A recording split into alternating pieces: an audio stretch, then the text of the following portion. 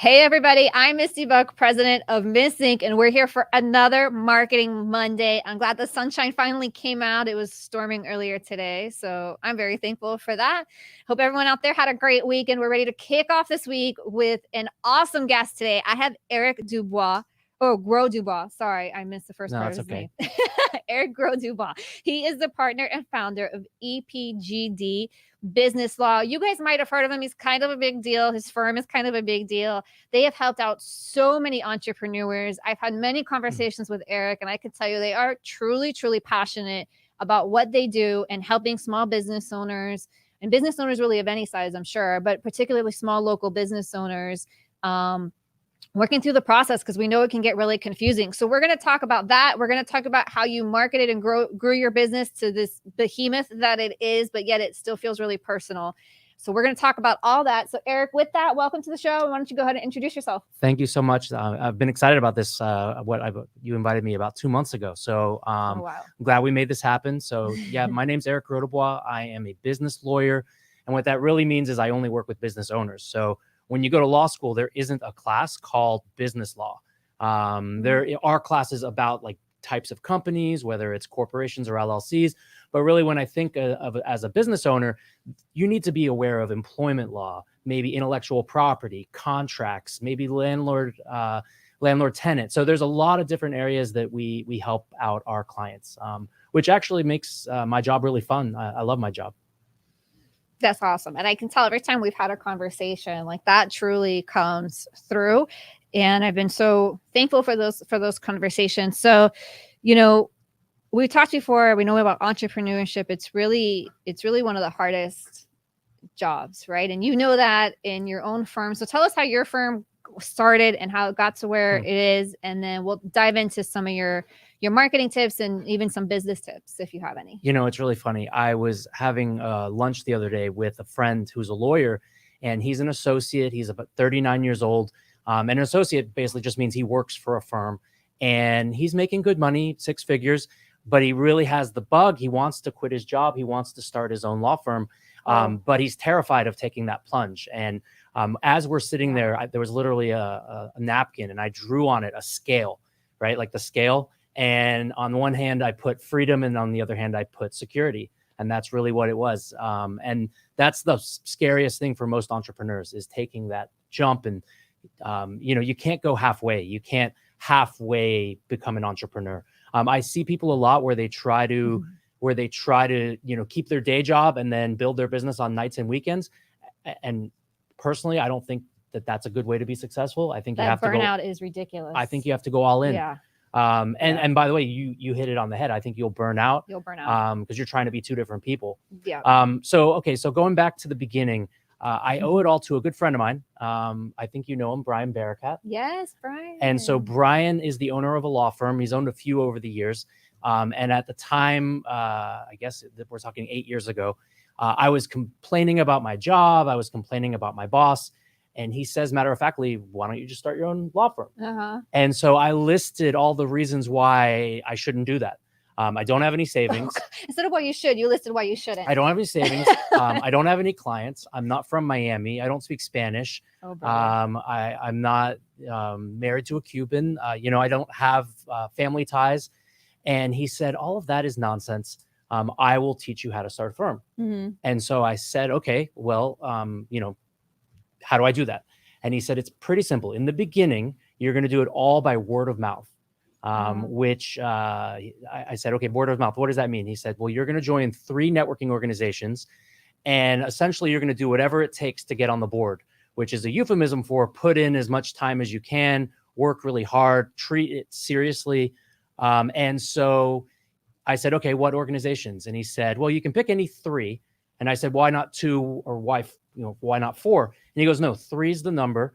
And the 3 that I suggest are the Chamber of Commerce, a Rotary Club, and a BNI, which I know that you and I actually were in the same BNI, but at different times. At different times, yeah. And so, okay, so 3 organizations.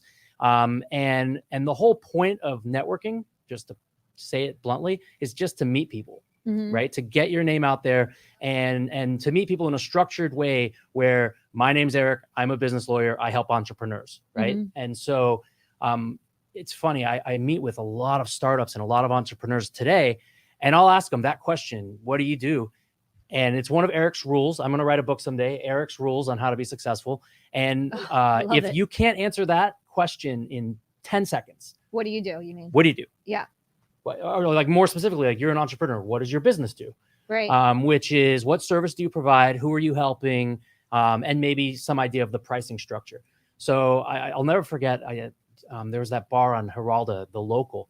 I take a client of mine who's doing the same thing. He's quitting his job. He's starting his own business. And I ask him, tell me about your business. And 30 minutes later, I still had no idea what he was talking about. Poor guy. And sure enough, he tried for a few years and he gave up, and now he's working for a company again.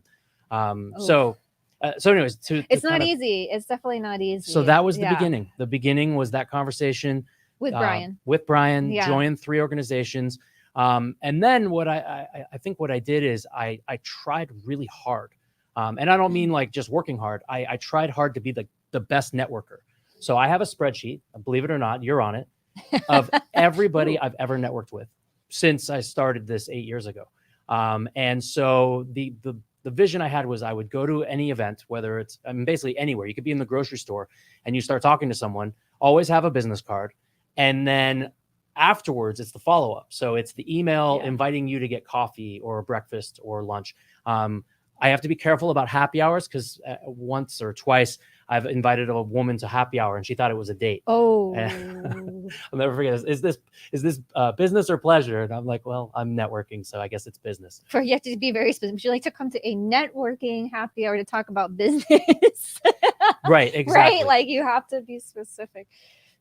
So in any case, the goal of the networking, right, is to meet people, and the goal of meeting people is to get leads, right? I want a referral. I want hey, Eric, please meet so-and-so. They need to look at a contract, or they need to set up a new business. And then the whole rest of the business comes into play, right? Because sales is not marketing. Right. Right. I know some people that are excellent at marketing and terrible at sales, and vice versa. Correct. And so sales is converting that lead that was the introduction of somebody I met at a BNI or a Rotary Club to turn them into a client, which is then, a lot of other things come into play because you want to give excellent service, because then hopefully that person can then market for you, right? Mm-hmm. Your past customers can be your best marketing. Right. They can walk around town and say, oh, you have that problem? Call Eric. He's the best. Which then kind of goes into digital marketing, right? Because now I start building my email database of all the business cards I've picked up along the way, of all the people that have actually hired me or that I've consulted with, which I know you and I have talked about, the power of newsletters, the powers of social media. I got one from you today, actually. You guys just sent out a newsletter. Right. So it's interesting. So the one you just got is for starving artists, which is one of my associates. It's actually a great story. So he comes to me and he says, Eric, I feel like I'm living a lie. Uh-huh. And I'm like, what do you mean? And he goes, you hired me to be a litigator, and you hired me to go to court and to sue people. Right. But in my other life, I run a podcast, which is funny. I think he has one of these studios set up in his home, and his podcast is all about Latin art and music. And that's where his passion is. Mm-hmm. And so we're trying to marry those two things of how you can be a lawyer and have his passion for his art. And so we started an entertainment law brand around that. Yeah. So that was the newsletter you got. I haven't opened it yet. I just saw while I was sitting here before the show started. I was like, oh, look, I have an email from them. And then I'd say, just to wrap the story. So I did the networking for about 30 hours a week, which is 30 hours a week of networking. For sure. And one of the things that allowed me to grow the firm quickly, I mean, we're at about 20 attorneys right now. In fact, God willing, they get their bar results today. So I'll have 3 more attorneys if they all pass. Yay. And so the way I was able to do that was just by not being afraid to hire, because the way my vision was, okay, I finally got hired to set up the company. Now I need an employee to go do it. Right. Because if I'm the one doing the work that I'm also marketing and selling, right, there's just not enough hours in the day. Yeah. It's not an efficient business plan. Yeah.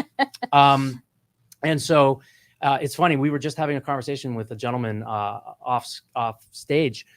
His son is in law school, and he was asking, well, is it possible for my son to work? And that is partly or primarily the secret of the firm's success, is hiring law students. And I view it as a long-term audition process for them to become attorneys in the future. Mm-hmm. If you find a smart 22-year-old in law school, they might not have a law degree or a bar, but they're hardworking, they're honest, they know how to read and write and be accountable. And so I can certainly have them doing first drafts of a lot of stuff, which then frees me up again to go do 30 hours a week of networking. But then here's like, we stumbled on this by accident. The law clerks would then come to me and say, Eric, we don't have any work. What do we do? And I had to come up with things to keep them busy. So what I did is I would start having them, as busy work, write blog posts. So we are over 1,000 blog posts on my firm's website. And we are number one if you Google business lawyer in Miami. Mm-hmm. And I don't pay $1 for search engine optimization. Like, I'm not paying for a company to manipulate anything behind the scenes. It's literally, I went to GoDaddy, I created a website, I set up a blog, and I just started posting 600-word blogs.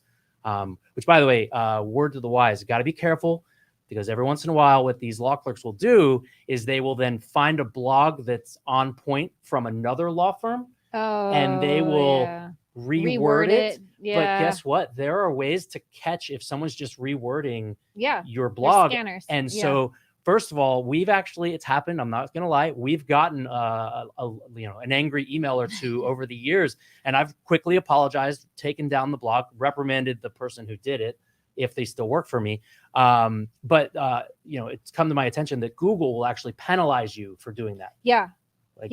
No, you cannot. Even stuff I think that you've posted elsewhere, you do not want to copy and paste that. Right. And Google doesn't like that. Which is really funny. So my first boss, a guy named Jeff Katz up in Maryland, he actually was doing SEO back in 2005. And back then, I don't know if you guys remember, different ballgame. People would, like, for example, you would have text that was the same color as the background, right? Like a white background with white text. Right. And it would just say business lawyer Miami, like 1,000 times. And that was like tricking Google, right? Because then Google would be like, oh, they must know about business law. Right. But then at some point, I think circa 2010, I think Google got smart and like their algorithms got better. And they're like, no, we're not going to reward that behavior. We're going to penalize that behavior. Mm-hmm. Which is why I think we kind of cracked the Google code with the blog posts, is because Google is rewarding us for delivering valuable content.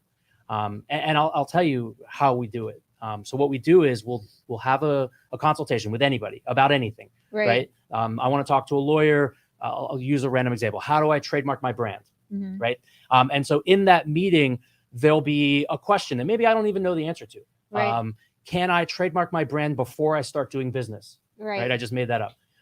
And so I'll say to the potential client, and this is part of my sales process, I'll say to them, that's a really great question. I have all these really smart law clerks. Let me have one of them do some free research, and I'll get back to you with the answer. And then, maybe we can work together on something else. And so instead of charging the client for that research, I have the law clerk go, and I say, I'm very clear, like, go, don't spend more than 30 minutes. And so sure enough, the answer is yes. Yes, you can trademark your brand before you start doing business. So I call the client up. I'm like, hey, good news. The answer is yes, you can do that. And then I tell the same law clerk, I say, all right, you've already done the research. Now write me a 600-word blog post on that topic. Right. Which is super smart, because people, I think, a lot of times get stuck on content. And so I love that you're taking this from real world examples, using stuff that you're doing day to day anyway to provide a service, and then turning that into, though, I think a generation ago, or maybe less, lawyers would have seen that as an opportunity to sell that research. Right? Like, I will go research that for you. Pay me $2,000, right? And I'll go to the law library. And the reality is, information is so democratized now. Right. And so I'm sure there are still lawyers charging for research. And by the way, I always tell the client, if I can't find the answer in 15 minutes, I'm going to charge you for it. But I think what it really is an opportunity to show some goodwill, right? And then, like you said, I'm using that as that's how I find my content. Which by the way, finding content, I think, is really challenging otherwise. It's very challenging. Yeah.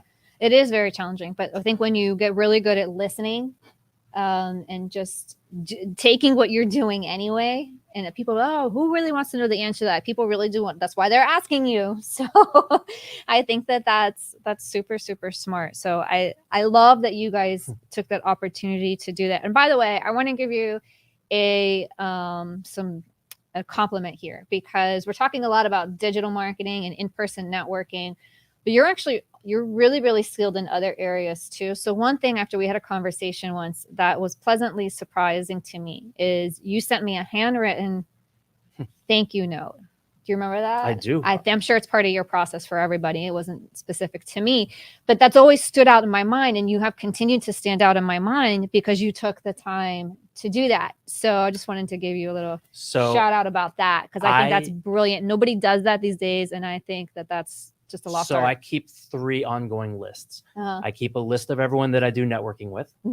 That's list number 1. List number 2 is everyone who sends me a referral. So if you refer me so-and-so, that goes on a separate list. Okay. And then list number 3 is every new client.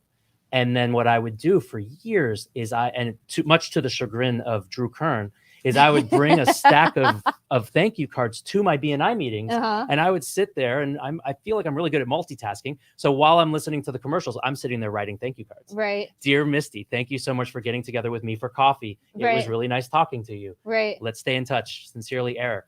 And I go through a box of 500 business cards about once a quarter. Of the thank you cards. I'm sorry. Yes, the thank you cards. Wow. Yeah. So that takes a lot of effort, but yeah, if you can find a way to multitask where you're still being attentive, then great. Well, I think I lost that battle. I think they finally came to me and they said, Eric, it's setting a bad example. You got to pay attention. Right? They don't want us playing on our phones in BNI. Oh, BNI. But to your point, yeah, I mean, that is a different form of it's all marketing, right? It's all marketing. Everything you do. And I've thought a lot about it. Like, for example, a newsletter. You said you got a newsletter. Yeah. That means that you're on one of my lists. Right. Right. So there's a challenge to stay in touch with people who we already know. And then there's a challenge to reach out to people that don't know us. I always tell the story of the young law student who graduates, and his father gave him a check and said, "This is the last money I'm ever going to give you, son." And he went and bought a billboard on the side of the highway.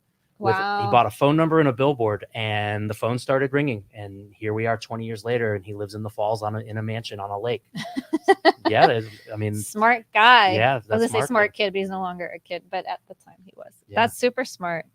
I love that. So, all right. So we've talked about, you've shared like amazing gems so far about networking and building your business digitally. So what would you say? So you did talk about that, that referral list, right? Of people who refer. How do you continue to, well, actually, let me backtrack, because we've already talked a little bit about nurturing existing relationships. So what I actually really want to know right now is, how do you go about continuing to meet new people to get them into your lead funnel and whatever your processes are? I've spent a lot of time thinking about this. So as everybody knows, the world changed when COVID happened. Yeah. And so I say I was doing 30 hours a week of networking until that point. So it was about 6 years of me being out in the world doing that. And with COVID, we all stopped. And then it was weird. There was that 1 week where the phone didn't ring, and it was like it was scary. And then this really amazing thing happened. All those blogs that we'd already put out on the internet, people were sitting at home, right? People weren't networking anymore. So everyone was just going to Google, right? And so I keep really extensive lists. Like I mentioned, I have these 3 lists. So pre-COVID, I think a good benchmark is August 2019. 70% of my leads came from word of mouth, like people like you, and 30% came from the internet. Today, actually, I looked at August 2020 as kind of the flip. In August 2020, it was 80% from Google. Wow. So it went from 30% to 80%. And then here's the amazing thing. Numerically, the word of mouth stayed exactly the same. Right. So I still get the same amount of leads from word of mouth, but my Google's has tripled the amount. And accordingly, I would say this to anyone starting a business. Brian Bearcat taught me this. Your business is your list. And that's really where the value is. And I take it a step further. The value of your business is the phone ringing tomorrow. It's not historical, right? With the money that's in your bank account, you've already earned it. You did that work already. You collected that invoice. And so the value of any business is the 11 leads that I'm going to get tomorrow. And that's our number. We're getting 11 leads a day. And those are coming, like I said, this combination of word of mouth and the internet. And so one of my big regrets is that I didn't start being really meticulous on tracking every lead until January 1st, 2019. So I have really good statistics on 2019, 2020, and 2021. I really don't have many statistics. So to anyone who's starting your business, make your lists. I recommend the networking list, the referral list, and the client list, and just be meticulous. And it's like an ant building an anthill. They do it 1 grain of sand at a time, but eventually they can build giant anthills. Right. So be systematic on keeping track of all that information, because then, and this is where you and I can do cool things. So for example, I keep track of the practice area, the referral source, and then the networking group that I know the referral source from. So like, for example, if I get a referral from Deirdre Nero, shout out for Nero and immigration law, I know her from BNI. So then later on, when it's time to renew for BNI, I can actually look and keep track of how many referrals I got from any BNI related person in any given period of time. Like usually I'll look at for a year. So when I'm deciding whether I'm going to renew or deciding if I'm going to invest in one thing or the other. And so going back to drill down, so I could make you a list, for example, of everybody who's been referred to me in the last 3 years for trademarks. And so then we could create some maybe a cool newsletter or a cool thing tailored to that subject matter, because I know that's what those people were interested in. Right. Yeah. And that segmentation is becoming increasingly important. So I'm glad you're talking about all this digital marketing topics, because it actually is continuing to become more and more valuable. And so I think we really saw that with COVID. We don't really have to rehash that, but to your point, that's becoming really important. But the other side of that is becoming not just like putting your message out and letting it go to everybody. If you can segment like a list, like you're talking about people who are interested specifically in trademark law, and doing an email blast just to those people, or just a post that we boost on social media just to people who are interested in that, or we create a lookalike audience of people that are interested in that you already have that are interested in trademark law, and then you create an ad that might attract other people who are similar, who would be interested in content about trademark law. And then you see how you sort of just like really drill down, because everyone's so busy these days. So you have to think about how you consume media. And I think that's a perfect example, because when you're looking at so many things coming through your feed every day, think about it. You really only stop if it's something that is worth your time to stop and read, which means it's something that has actually piqued your interest because it's somehow related to you personally. Right. Yeah. So I think that's a brilliant tactic. Well, I mean, it's easier said than done, right? It is. It's a lot of work. I don't know. And frankly, all I'm really good at right now is keeping lists. I don't think I've managed to manipulate the lists as well as I could or should or will. But the raw data is there, right? Which someday we'll find the time and the energy to extract the value from that data. Well, it sounds like whatever you're doing is working. Well, it's I like to think it's like baseball, right? If you're winning 51% of the games, you'll probably make the playoffs. So everyone isn't going to be a home run. In fact, my life is really, and I say now, so post-COVID, I'm doing 80% of my time just fielding consultations from potential clients. And I know that we're closing maybe 35% of them, which means that I know that every time the phone rings, only 1 out of 3 is going to hire me. So 2 of them are going to be duds. Or, right. I like to think of it as 2 of the 3 are qualified. 1 is unqualified, meaning that, they don't have the resources to hire a lawyer, or they don't have a problem that I can solve. So of the 2 that I can help, I figure 1 of them is going to hire me, and 1 of them is going to shop around and maybe find someone less expensive, or whatever, whatever their decision points are. Right. Yeah. Right. Yeah. And that's part of the thing. And I think also to your point about networking is just building those relationships. And that's what's so valuable. The valuable piece about networking is just building all those, I have getting to know people, because you just never know. I'll tell you my fear, what keeps me up late at night. I don't want to be 75 years old hustling at the Chamber of Commerce, with all due respect, and not picking on the chamber in particular, but I'm hopeful that I'm not out looking for new relationships and new clients. And I kind of have a different view on it. I think that when you're in your 30s, that's really when you build the relationships that you're going to have through your 40s and 50s and 60s. Right. But if you're just starting out later in life, by the way, I don't let what he said. No, but let me say this. Fearful. It takes a lot of energy. Because I don't want to be like, oh, I can't do this, I'm in my 40s. No, absolutely not. But starting from quote unquote scratch, right? How are you going to meet people? How are you going to get your name out there? How are you going to educate people that you offer this service or whatever it is that you're selling? That takes a lot of energy. It's really tiring. And so I'm glad I did it when I was in my young 30s. Now that I'm in my 40s, I'm like I said, I feel like I'm riding the relationships I've already built. But to that point.